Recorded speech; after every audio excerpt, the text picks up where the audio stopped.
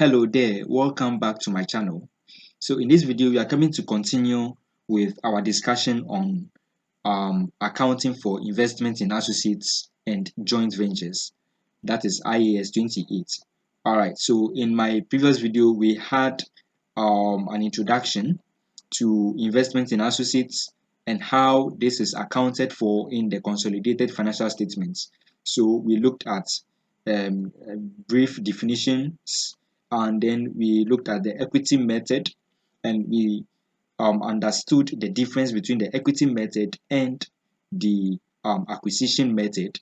So in this particular video, what we are coming to do is that we are going to take the discussion further, and we are going to look at some other common adjustments we see within our consolidated financial statements and how those adjustments are going to be dealt with when it comes to associates. So we are coming to look at impairment.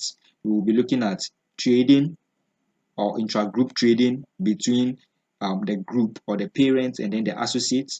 We will look at any unrealized profits that may occur due to the trade, dividend payment from the associates to the parents, and all that. And then finally, we're going to look at a question here which is more comprehensive than what we've seen before in the previous video. So we have quite a lot to cover in this video, so let's get right into it. All right, so we are dealing with adjustments in this video. The first one we are looking at is the impairment. Now, we looked at impairment in my previous video, where we say that where the investment in the associate has been impaired during the year, we deduct that from the investment. We deduct it from investment in associates, which is presented in the consolidated statement of financial position, and then also we deduct it from our group retained earnings. We looked at that yesterday. So what we are saying is that the carrying amount of the investment in associates is tested for impairment.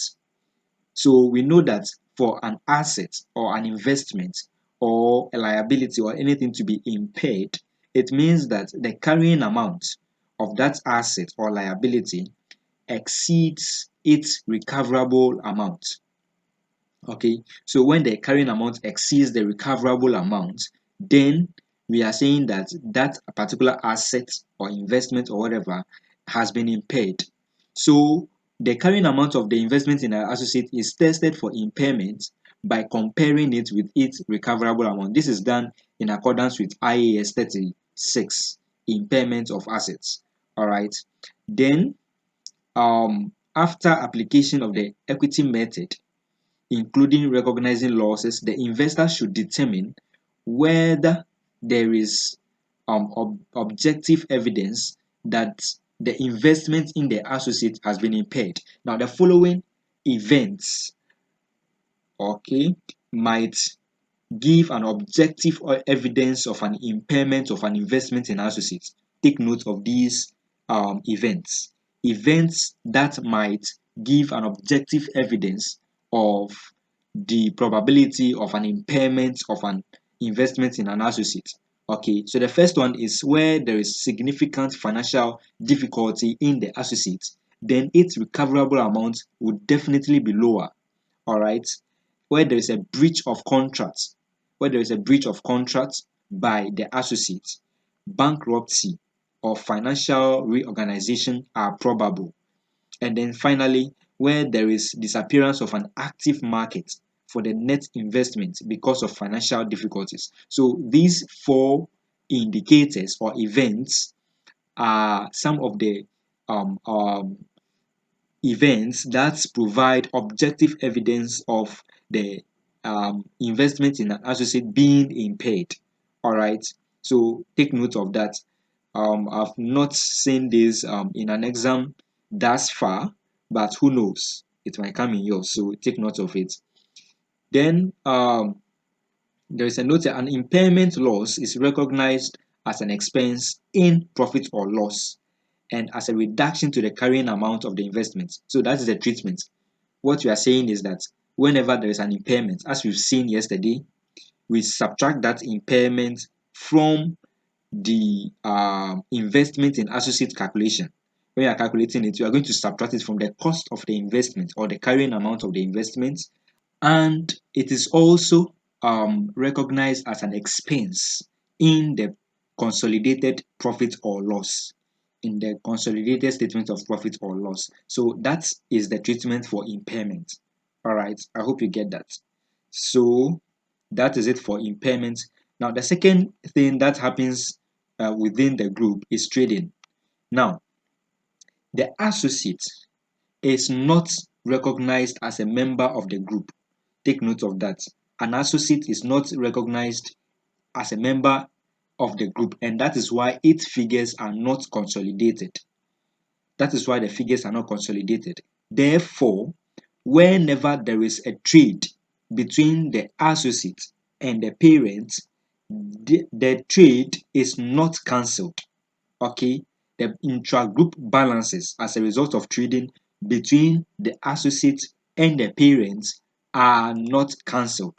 Take note of that. Is a key point to take note of. All right, so a group may sell to associates or purchase goods and services from them. This trading will result in the recognition of receivables and payables in the individual company accounts. In the consolidated statement of financial position, what you are saying is that balances and transactions are not eliminated or cancelled. Balances are rather reported separately from other receivables and payables. So the associate is not part of the group. It is therefore appropriate to show amounts owed to the group by the associate as assets and amounts owed to the associate by the group as liabilities. All right, so the associate is seen as a normal customer outside of the group, and hence any trade that happens results in assets and liabilities in the financial statements of both entities. I hope you get that. So there is no cancellation of sales or trades between the associate and then the parent, and hence we do not adjust our sales figure or revenue figure, and we do not adjust our cost of sales for intra-group sales or purchases. All right, I hope you get that. Okay, then the third thing we want to look at is the unrealized profit. All right, so what we are saying is that for unrealized profit, so when the parent, we know what unrealized profit is when the parent sells to the associate or the associate sells to the parent, and the goods are still left, in the stores of the entity at the end of the period. There is what unrealized profit element on the closing inventory in stores. So what you are saying is that we are going to eliminate that unrealized profit element to the extent of the investors' interest in the associate. So what you are saying is that assuming the parent, okay, P sells 150 worth of goods to an associate.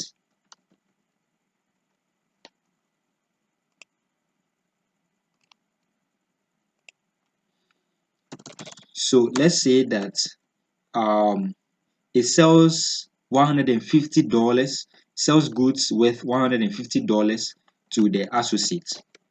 All right, to the associate, and the goods originally cost $100. All right, in the parent account, the cost of the goods was 100, but the parent has sold the goods to the associate for 150, which means that the parent has made a profit of $50. All right, I hope you get that.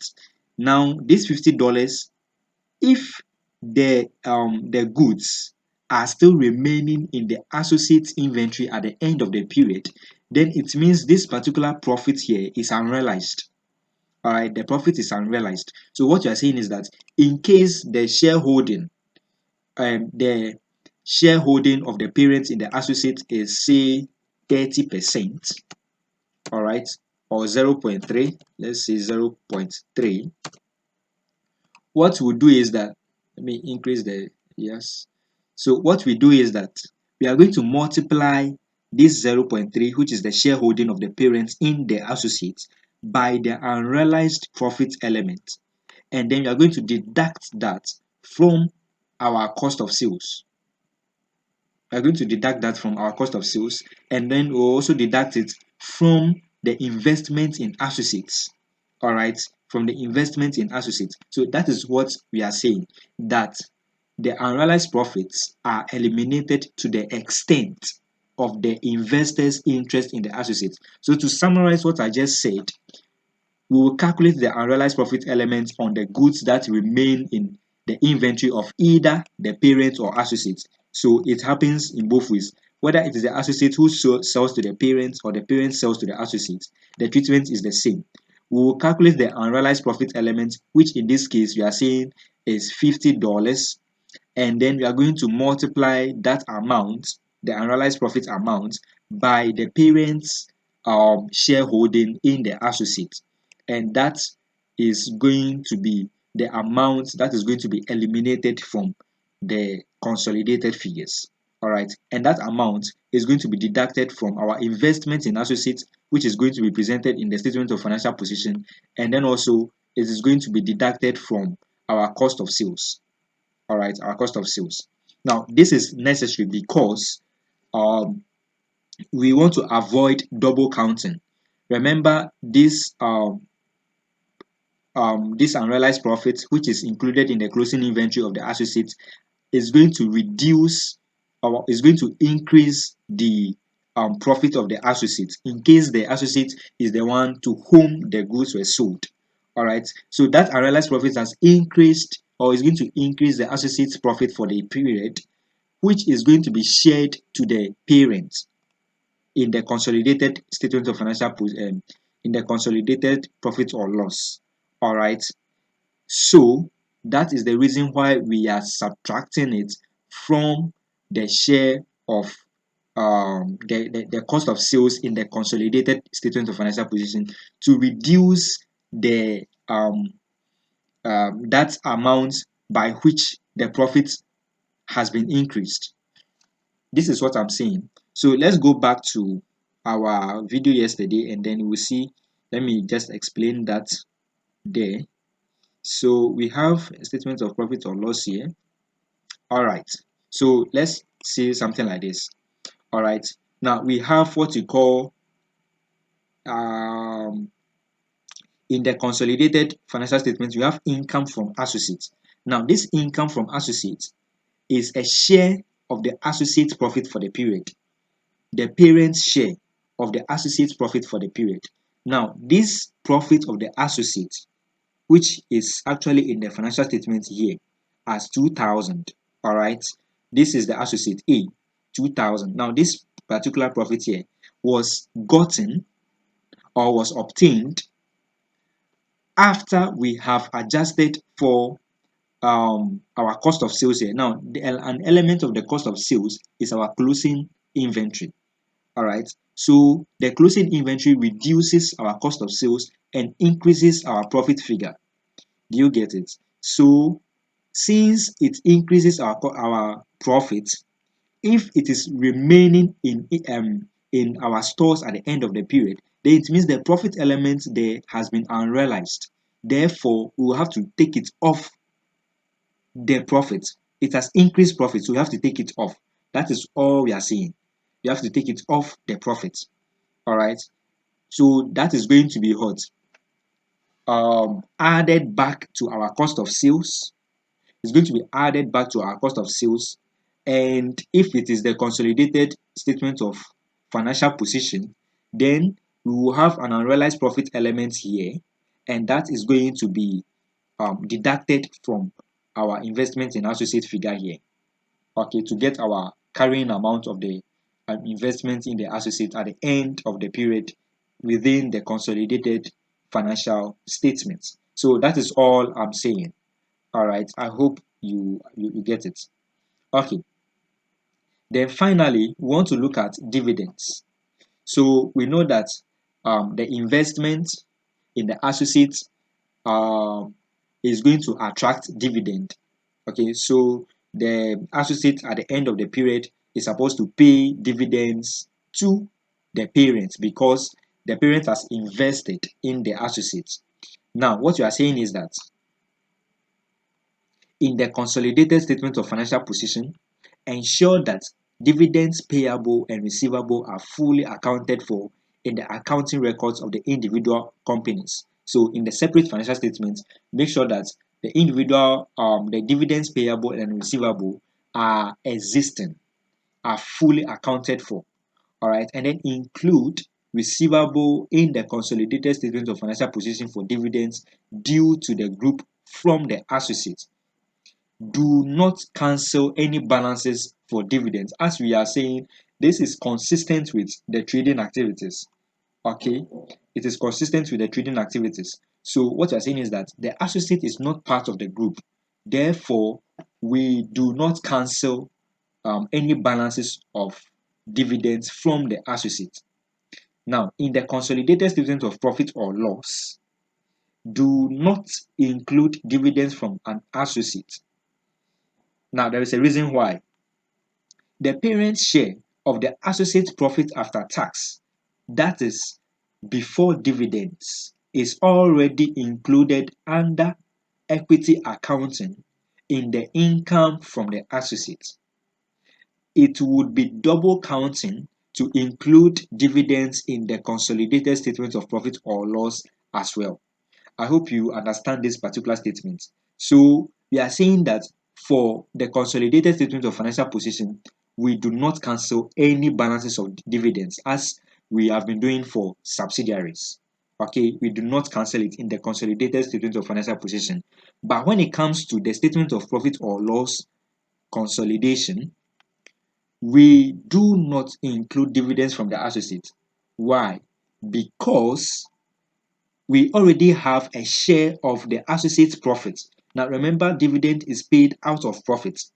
All right, dividend is paid out of profit, and therefore including the dividend again in the account is going to be what an overstatement of that dividend figure, and that is what we are calling the double counting here.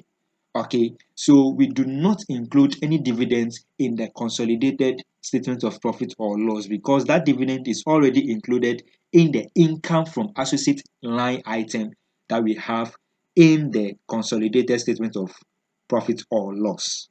So that is it for dividends as well. Now let's take the question. This is actually a more comprehensive question than what you've seen previously. So what you're coming to do is that we'll read through and then we'll see exactly how we are going to go about it.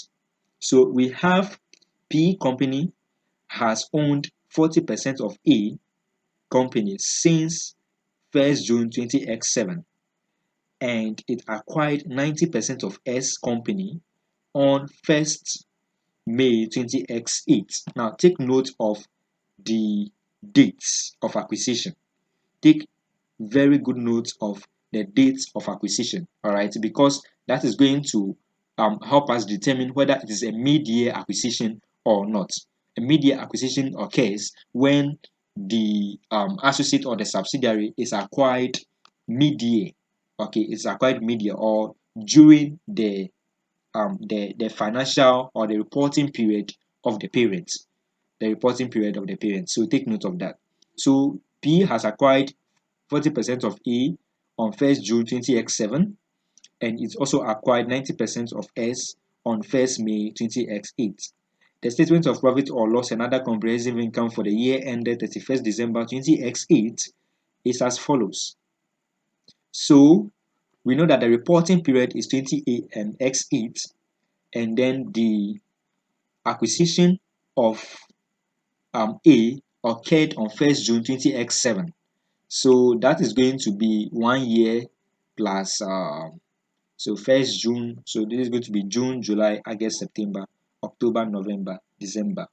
All right, so that is going to be 1 year and 7 months. So that one, this is not a mid-year acquisition, but for S was acquired during the financial reporting period of 20x8 of the period. Therefore, it is a mid-year acquisition. the acquisition of S is a mid-year acquisition because it occurred within the financial year 20x8, which is the reporting period of the parent. Okay, which is within the reporting period of the parent. So 1st May to 31st December is going to be how many months? So you have May, June, July, August, September, October, November, December. That's going to be 8 months. Okay, so we are going to time apportion these figures of S based on the number of months, which is 8.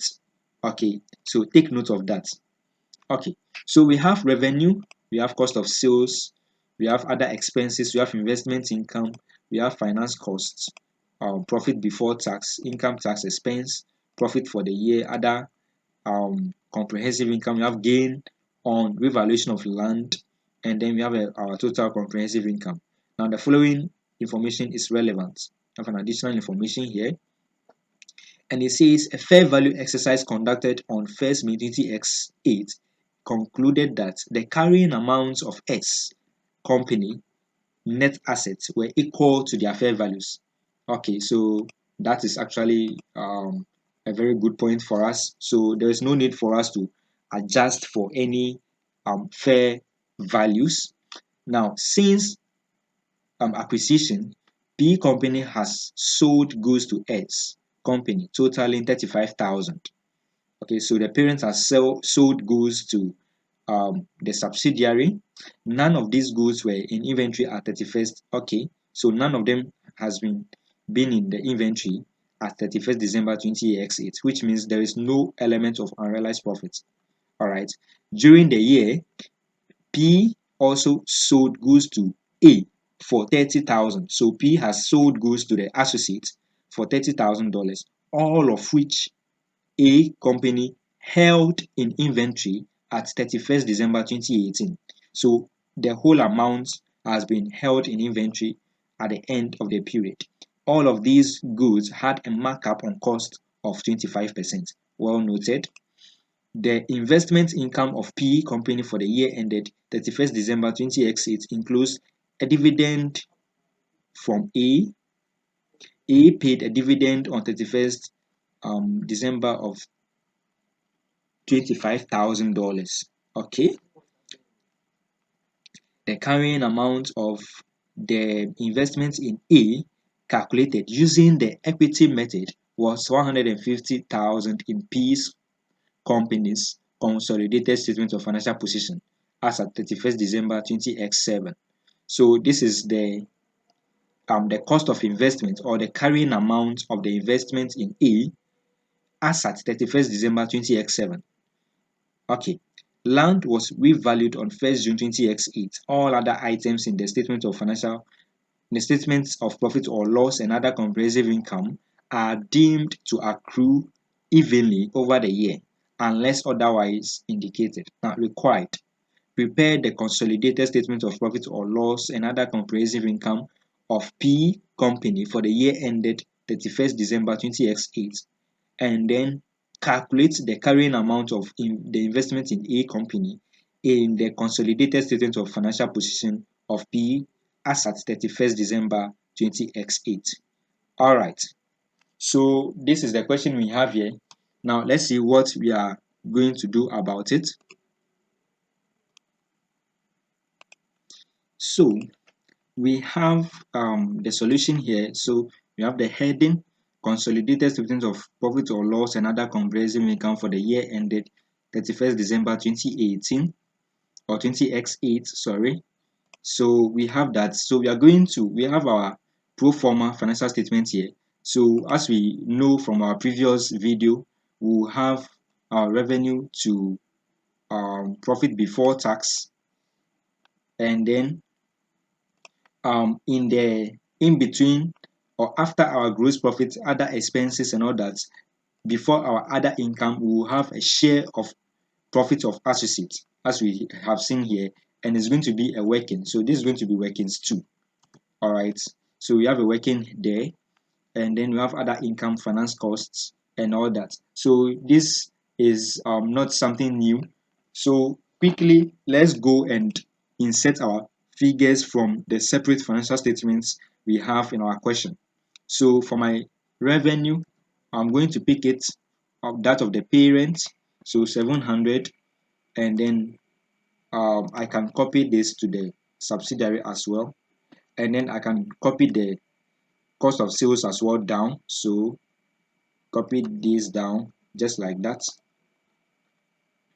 All right. Then for my other expenses, I can go there and link that up as well.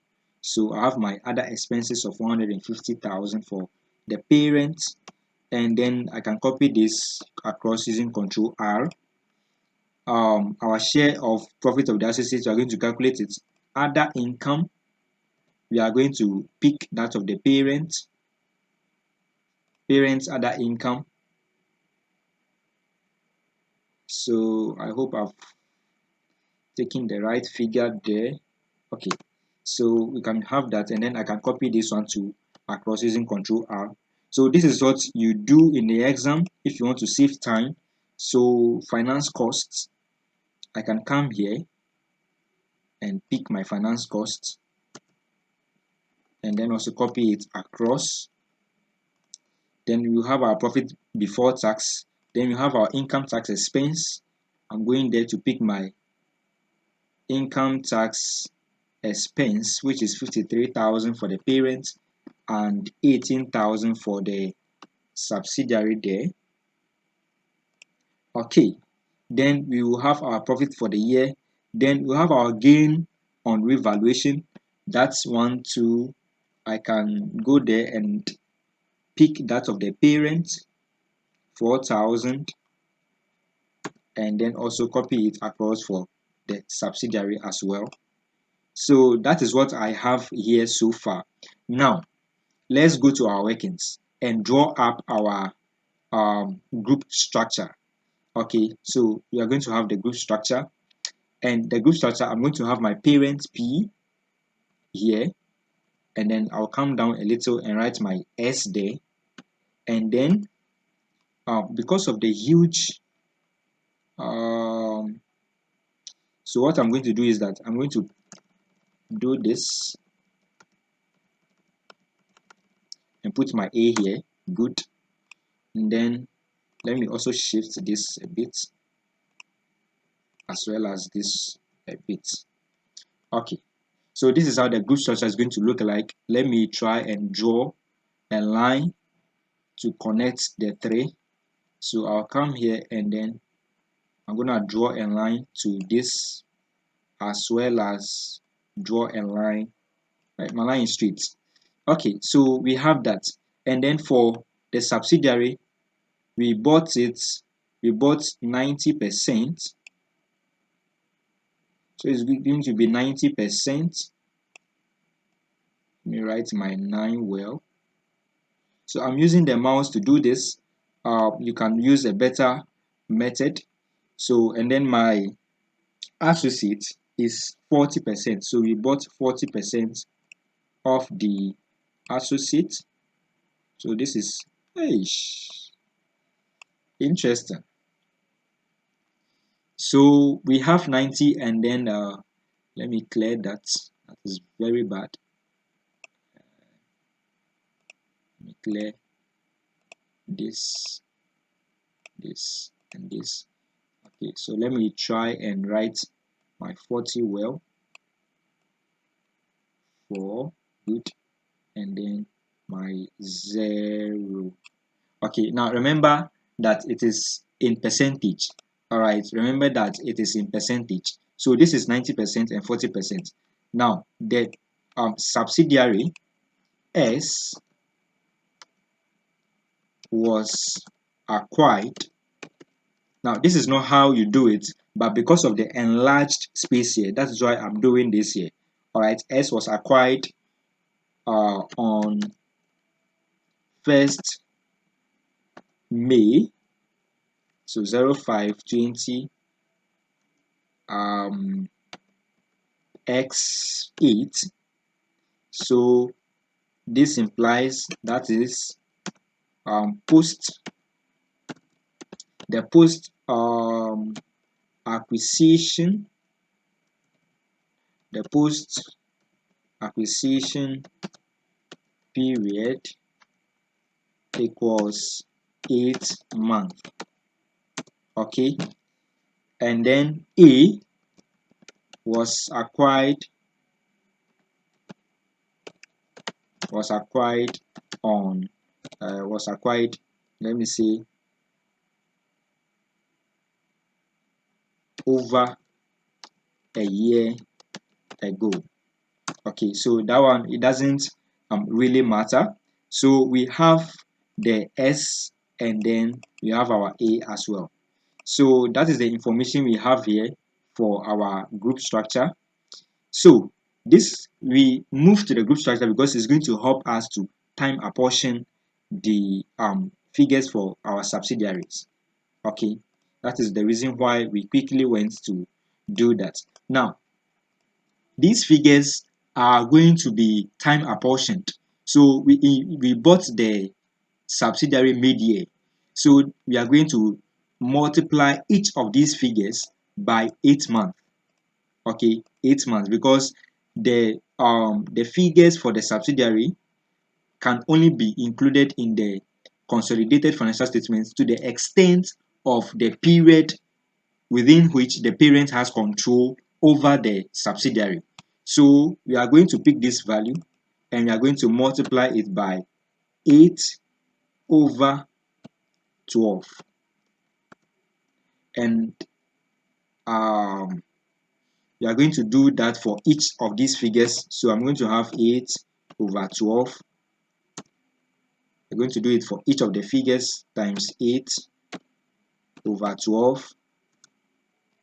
We're going to do it for each of the figures times 8 over 12 times 8 on 12 times 8 over 12 times 8 divided by 12.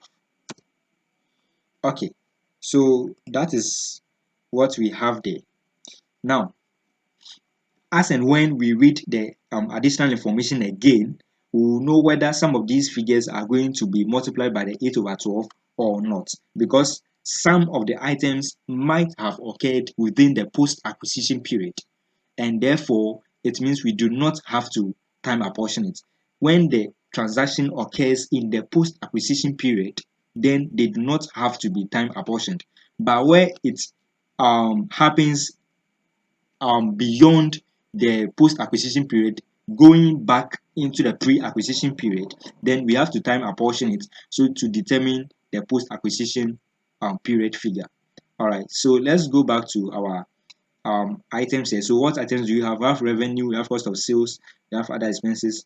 Let's go to the gain on revaluation of the land and see when that occurred, so that we know whether we are going to time apportion it or not. So land was revalued on 1st June 20x8. Now, the land has been revalued on 1st June 20x8. All other items in the okay. So this is 1st June. Meanwhile, the acquisition period of S started on 1st May, which means that the revaluation occurred in the post-acquisition period. All right, it occurred in the post-acquisition period. So we are told that the land was revalued. We've not been told whether it relates to the parent or the subsidiary. So what we know is that the two statements have revaluation. Therefore, we will assume that both revaluations happened at this date. Okay, on this date. So we will come here and then we are going to remove the time apportionment right there. So the revaluation has not been adjusted for or time apportioned. All right, because it occurred within or after the acquisition date, of the subsidiary. All right, so that is just by the way. So we have our figures here. Now let's look at adjustments and see what adjustments we can make. So for our revenue, let's see if we can make any adjustments here. There has been an intra-group trade between the parent and the subsidiary. So let's go. Note 2 says that since acquisition, P sold goods to us totaling 35,000. So from there, we know that we are going to subtract 35,000 from our revenue and then 35,000 from our cost of sales. We know that from our consolidated statement of profit or loss, which we have previously dealt with. Okay, so whenever there is an intra-group sales, we are going to subtract it from the revenue and subtract it from our cost of sales. Okay, so that is it. Then let's look at what we have here again. Then none of these goods were held in inventory, which means that there is no unrealized profit. Had there been an unrealized profit on inventory remaining at the year end, then we are going to calculate that unrealized profit element and also deduct it from our cost of sales. Okay, but since there is nothing like that, we are going to have this particular these particular items remaining as it is. So quickly I can go there and get my group figures. So I can just do alt equals to add those three figures together, and that gives me 811,000. I'll copy the formula down using Control D, and that will give me 409,000. So my gross profit becomes this plus the cost of sales, and that gives me 400.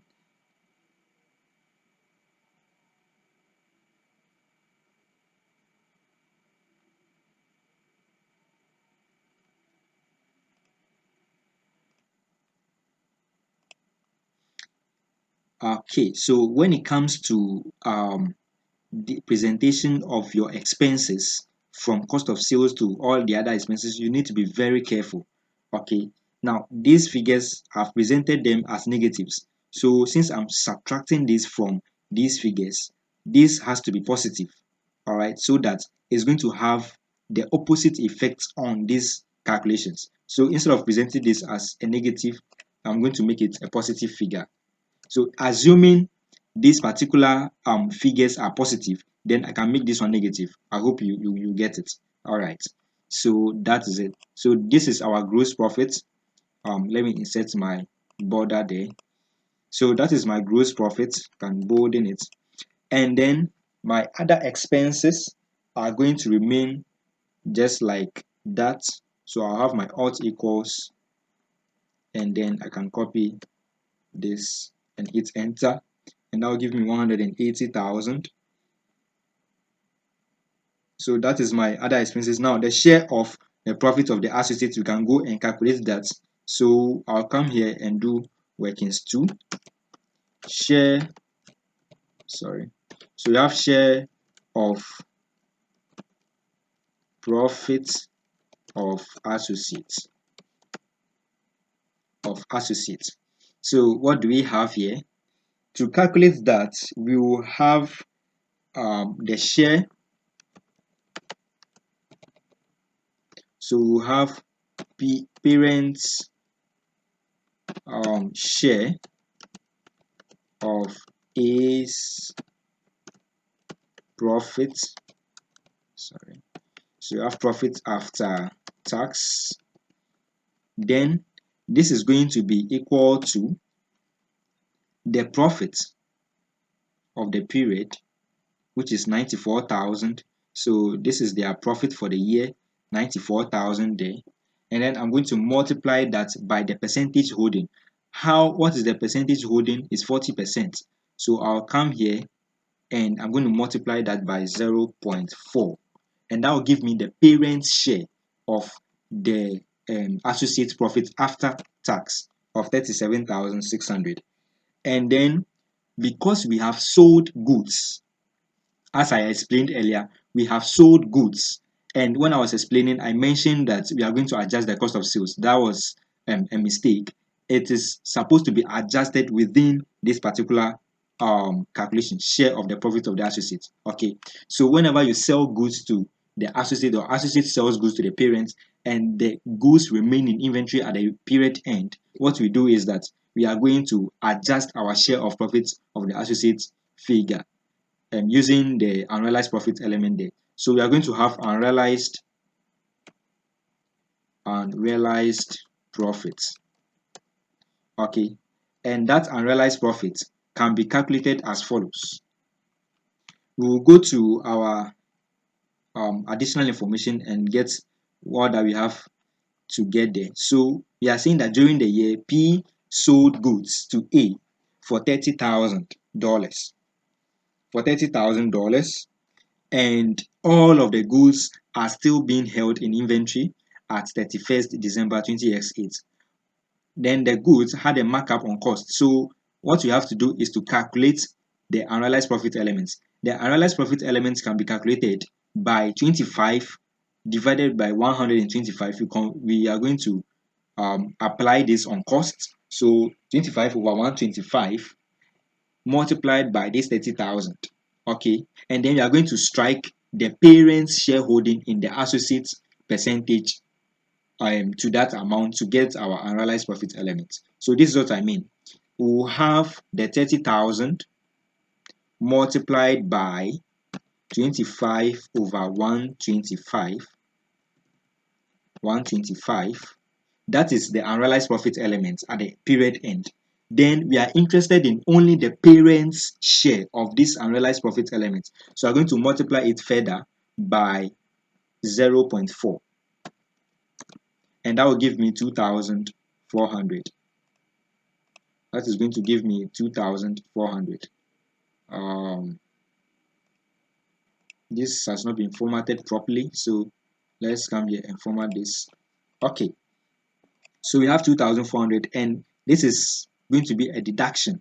All right, so let me put a negative sign beside it. It's going to be a deduction there, and that is going to be the share of the profit of the associates. So what usually affects this particular share is the unrealized profit element. Okay, the unrealized profit element. Where there is impairment, the impairment is not rather treated here. So I confuse the impairment with the unrealized profit. Okay, so that is it. I'm going to add these two figures together, and that is going to give me my unrealized profits, my share of the associates profit of 35,200 right there. So I can go back to my consolidated financial statement and link that figure there. Okay, and link the figure 35,200. So that is the share of the parents. That is the share of the associate profit by the parents. Okay, then other income. The other income here, we are going to have this particular figure here, 40,000, and then we are going to add this, but there is going to be an adjustment. Now, as we said, the dividend element from the associate is going to be subtracted because that dividend is already included in this share of the profits from the associate. Okay, that dividend that the associate is going to pay to the parent is already included in this particular figure, the share of the profit of the associate. Therefore, we including it again in other income is going to be a double counting. So we are going to subtract dividend from our other income figure. So I'm going to come here, and this is how we are going to calculate it. So we've been told that A paid dividend on 31st December 2018 of 25,000. So I'll have my 25,000, and then I'm going to multiply that by the parents' shareholding of 0.4, and that will give me 10,000. Okay, so let me put, because we are going to deduct it, let me put it as a negative figure there, and then we have the 10,000. So that at the end of the period, we are eliminating this dividend that is going to be paid or paid to the parents from the other income figure, so that we know that this particular figure here includes both our profit and then the dividend payments as well. All right, so that is it. I'm going to have my alt equals, and then I'm going to add all of these together, and that'll give me 34,000. That's going to give me 34,000 there. Then our finance costs, it's going to remain like that. So I'll have my formula copied down for me using Control D. That's going to be give me 15,000. Okay, so that is it, and then I can find my profit before tax now, and that's going to use alt equals, and this is going to be starting from here to here, and then I can hit enter, and that will give me 346,200. Okay, then my income tax can also be added, alt equals, then I can add this together, and that will give me 65,000, and then I'm going to add that to my my profit before tax, and that will give me my profit after tax of 281,200. So this is the consolidated statement of profit or loss for us. Let me insert my figures, my borders there. Okay. Then we have other comprehensive income. The revaluation, we have already determined that these revaluations occurred in the post-acquisition period. Therefore, we do not time apportion any of these figures here, the subsidiaries figure. So it's going to remain like that. So I'm going to have equals this plus this, and that'll give me 6,000. And this added to the profit for the year is going to give me my total comprehensive income. So I'll have this being equal to my revaluation gain added to the profit for the year, and that'll give me total comprehensive income of 287,200. That is my total comprehensive income. Now, when it comes to the consolidated statement of profit or loss and OCI, what we do is that we split the profit for the year, and then we also split the total comprehensive income for the year. They are two. Do not forget this. This is a common error. I was reading an ACCA examiner's comment on financial reporting, and I was specifically reading the comment on consolidation, common mistakes students make in consolidation. And one of them is that most students forget to split the profits between the parents and then the non-controlling interest, as well as the total comprehensive income attributable to the owners of the parents and then the non-controlling interest. Do not make that mistake in the exam to lose precious marks. All right, it's very simple. So you do not want to lose those marks for anything. All right, so how do we split the profit? Well, I'll come here and then I'll have my total profit for the period. So the first one is going to be profit attributable. So I'll come to my profit here and get my profit. Now, what is the non-controlling interest element? I'll come here and adjust that. I just want to show workings here. So I'll have brackets, and then what we have is that the non-controlling interest is going to be the non-controlling interest percentage multiplied by the profit of the subsidiary in the post-acquisition period. So this is the profit for the year for the subsidiary. So I'm going to have that 69,000. All right. So I'll come here and then I'll have 69,000. I just want to make it explainable. That's why I'm doing this. Okay, 69,000 multiplied by 8 over 12. Okay, that is going to be the profit in the post-acquisition period, as we've done for all the other figures. And then we are going to multiply the result by the NCI percentage, which is 10%. Because we've bought 90%, so it's going to be 10% for the NCI. So we have that. Now I can come here and do my calculation. So I can just come here and do equals, pick this, and then I can hit enter. And then so that doesn't work. I'll just come here and then I'll go straight to my question, pick this profit element, multiply it by 8 over 12, and then also multiply it by 0.1, and that will give me my NCI share of the post-acquisition profits of the subsidiary. Then the difference now belongs to the owners of the parent.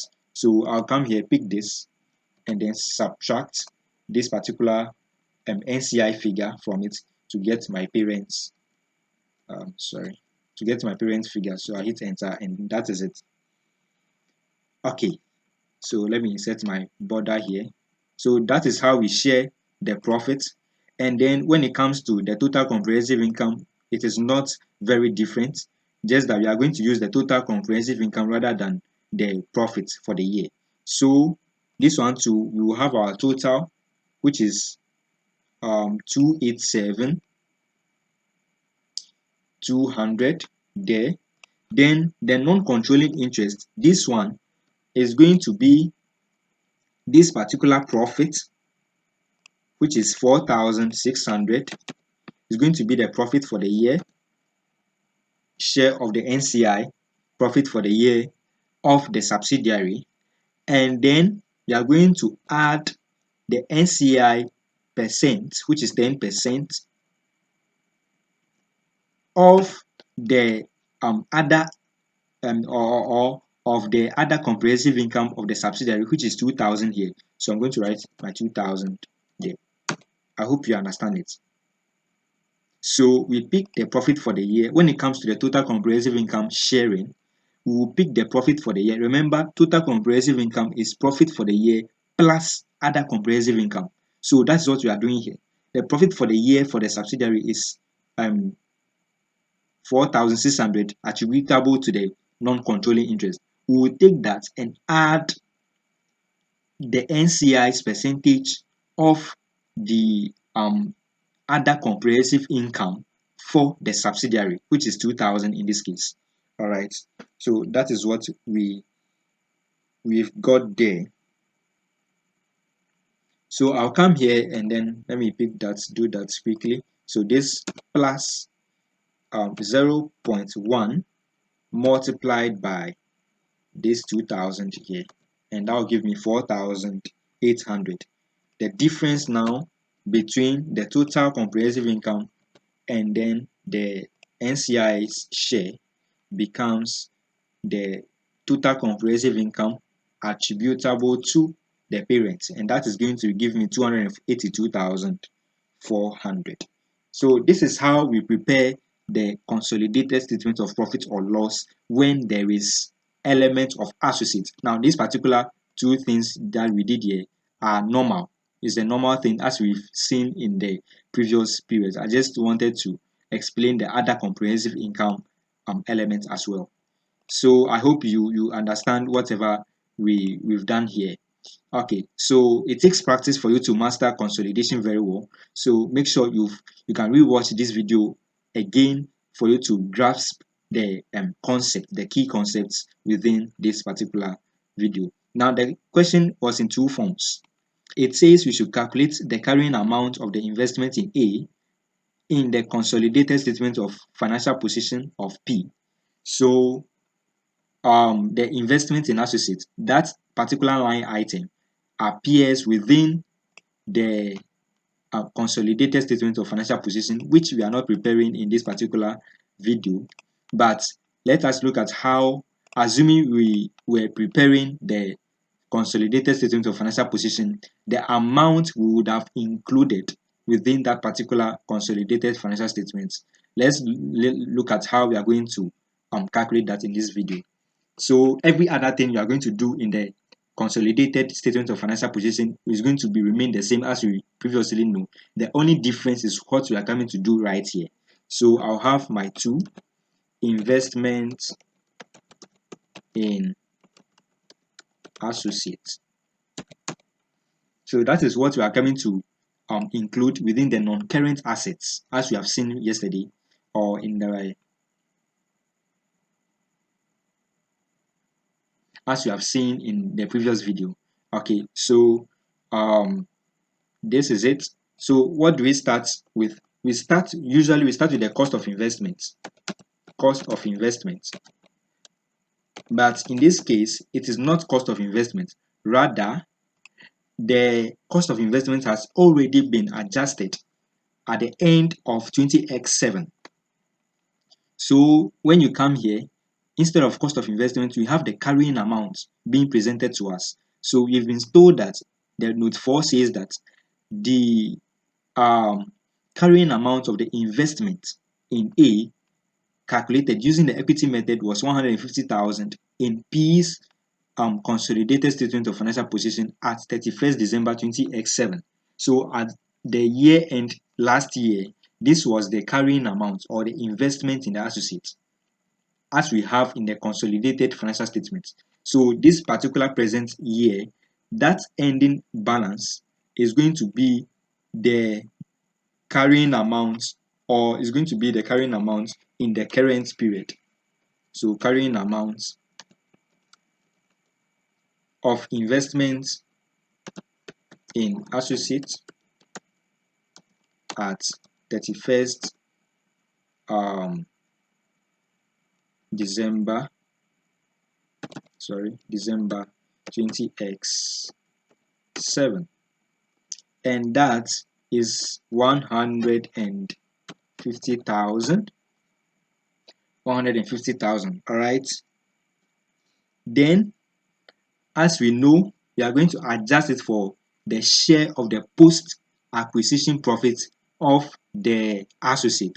So you are going to have the share of profits of associates and that we have already calculated it here. So when you come here in the workings, when you come to the workings, we have parent share of A's profit after tax. This is the amount here. Okay, so I'm going to link that there. And then what we have again is that there is unrealized profit. Okay, so that unrealized profit will also appear here.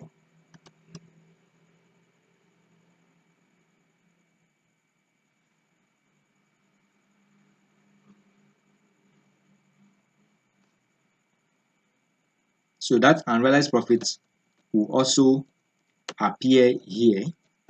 It is one of the things that affects our investments in the associates.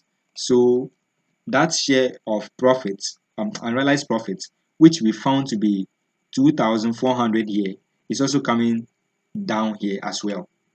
All right.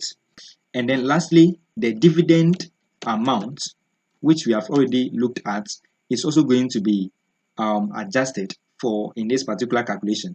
So that same dividend is going to come here as well. So let's go to this place. This is the dividend element there, 10,000. So I'm going to link that. And I explained everything yesterday in my previous video. So these are not new concepts that I'm bringing on board. They are things we have already looked at yesterday. So we adjusted for all of these, and then we are going to add everything together. I think that is all. So you are going to add everything together using alt equals. That is the shortcut key for auto sum in Excel. So I'll hit enter and that will give me 175,200. So in case we are preparing our consolidated statement of financial position, we would have included this amount or this figure as investment in associates under the non-current assets column. All right, so that is it for this video. I hope you have learned a lot when it comes to dealing with associates in the consolidated financial statements. This is all that there is to associates. Okay, this is all that there is if you want to learn how to deal with associates. Now, the last portion of consolidation that we haven't dealt with is disposals. Disposals. And disposals is treated in the same way as disposal of non-current assets. Okay, is and it rarely comes in the exams because it's not something that is very common. So that is why it rarely comes in the exams.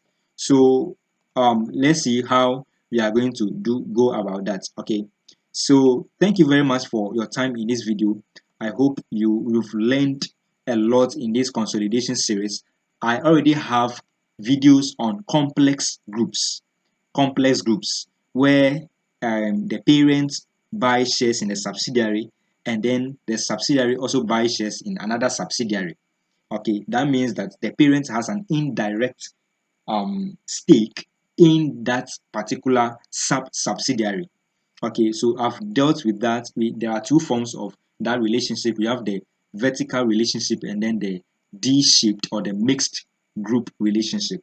So you can find those videos on my channel as well. And then I also have videos on financial modeling, on some business valuation.